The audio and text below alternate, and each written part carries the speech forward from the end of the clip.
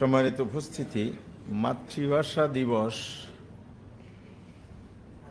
এটা একটি আন্দোলন সংগ্রামের প্রেক্ষিতেই স্বীকৃত দিবস।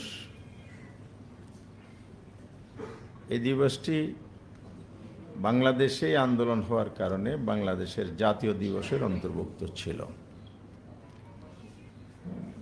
কিন্তু আজকে এটা বাংলাদেশের সীমানায় সীমাবদ্ধ নয়, বিশ্বের সীমানা ছড়িয়ে গেছে।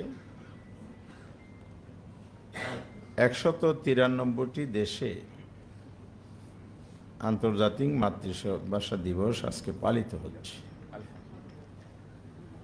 নিঃসন্দেহে এটা আমাদের ত্যাগ এবং আমাদের স্যাক্রিফাইস এবং আমাদের প্রতি ভালোবাসার একটা স্বীকৃতি, যে কাজটি এই ইউনেস্কোর মাধ্যমে স্বীকৃতি পেয়েছে, সারা বিশ্বে এটা পালিত হচ্ছে।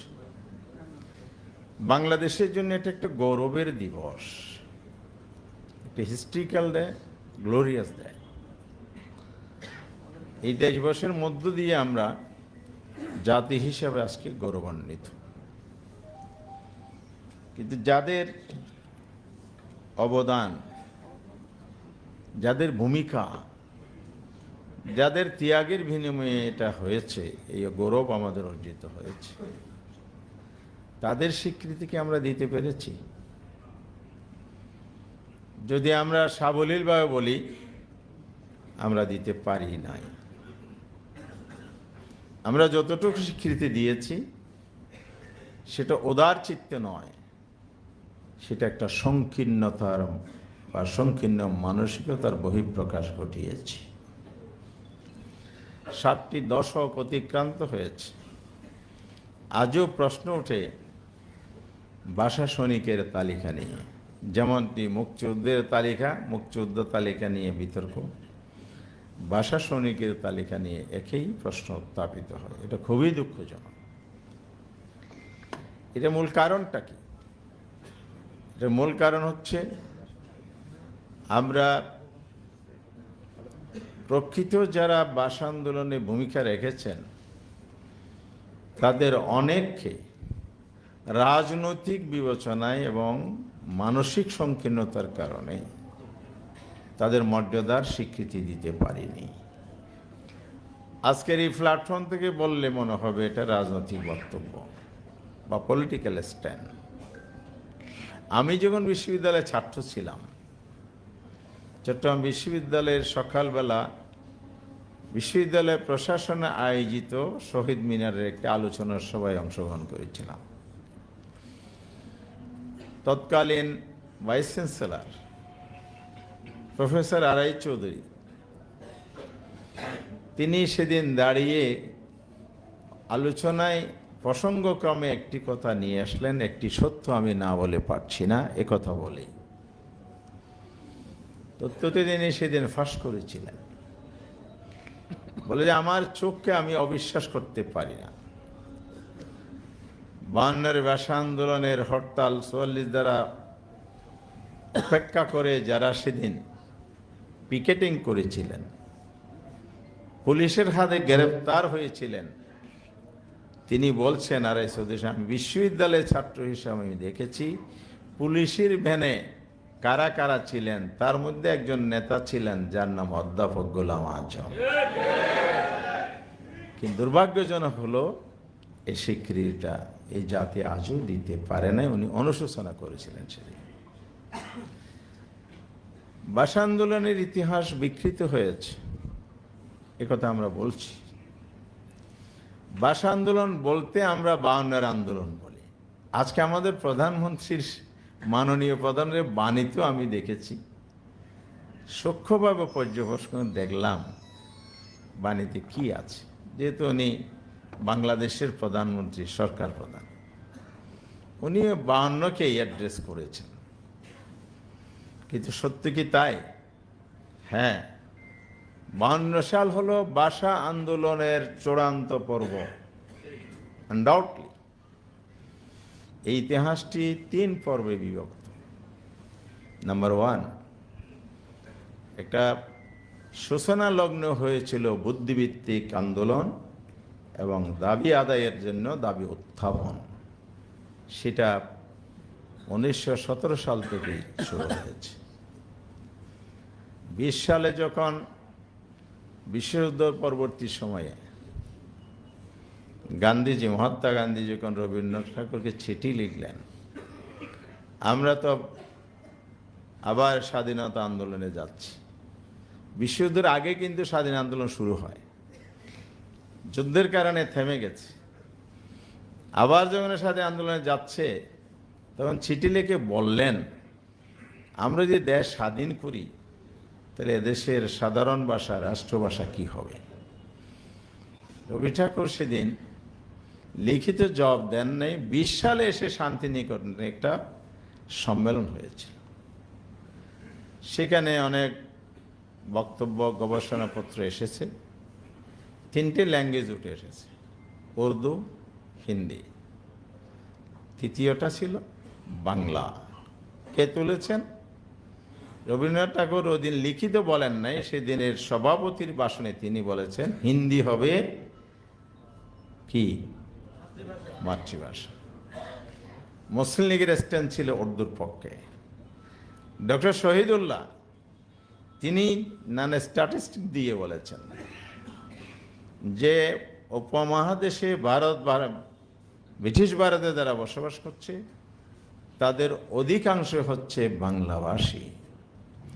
সুতরাং বাংলায় হওয়া উচিত রাষ্ট্রভাষা। তাহলে এই দাবি উত্থাপিত হয়েছে 1920 সালে। এরপরে 28 সালে নেহরু রিপোর্ট ইতিহাসের বিভিন্ন পর্যায়ে আছে। স্বাধীন হওয়ার আগ পর্যন্ত 47 সালে দাবি দেওয়া, লেখালেখি নানাভাবে একটি ইতিহাস আছে বুদ্ধিভিত্তিক আন্দোলন হিসাবে।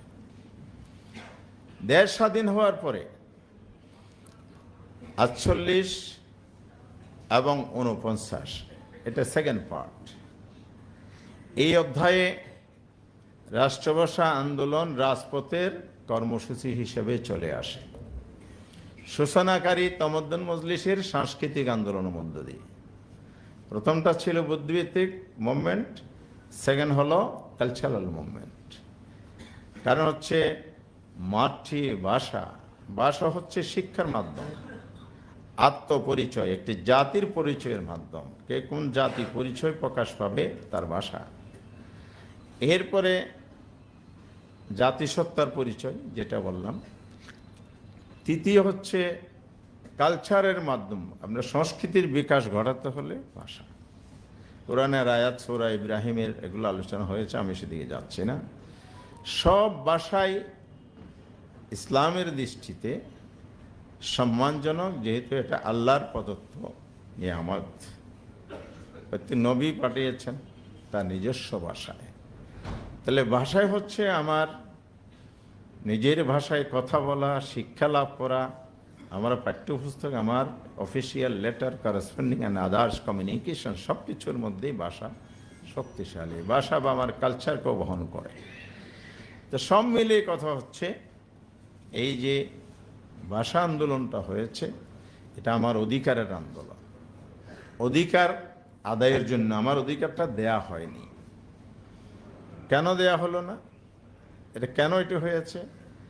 কায়েদে আজম মোহাম্মদ আলী জিন্নাহ যখন দেশ স্বাধীন হওয়ার পর 19 তারিখ সেই সময়ের আসলেন, তিনি ভাষণ দিলেন 2 জায়গায়, রিপিট করেছেন, Urdu and Urdu state language of Pakistan.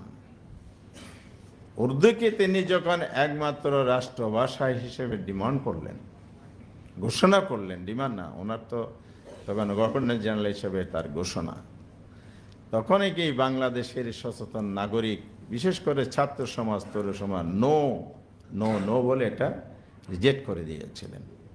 এবং দাবি ছিল রাষ্ট্রভাষা বাংলা চাই। সংগ্রাম পরিষদ হলো, আন্দোলন হয়েছে। সে আন্দোলনে অনেকেই গ্রেপ্তার হয়েছিলেন। একটু আগে আমি যাদের কথা বলেছি, শেখ মুজিবুর রহমানও গ্রেপ্তার হয়েছিলেন, অধ্যক্ষ গোলাম আজম গ্রেপ্তার হয়েছিলেন, আরো অনেক জাতীয় নেতৃবৃন্দ গ্রেপ্তার হয়েছিলেন।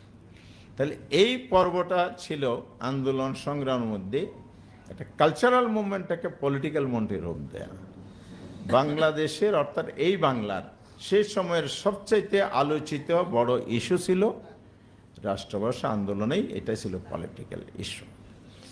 পরবর্তী সময়ে যেহেতু দাবি আদায় হয়নি, আবার 52 পর্যন্ত যে পর্বটা শুরু হয়েছে সেটা ছিল চূড়ান্ত পর্ব।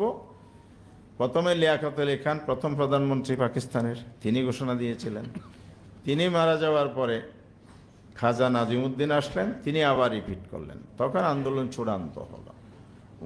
17 জানুয়ারি ঘোষণা দিয়েছিলেন নাজিমুদ্দিনের পল্টনের জনসভায়, আর সেটার প্রতিবাদ সংগ্রাম পরিষদ আন্দোলন টেনে নিয়ে 52 সালের ফেব্রুয়ারি সে বড় ঘটনাটা হয়েছে। রফিক সালাম বরকত, যাদের কথা আমরা ইতিহাসে জানি।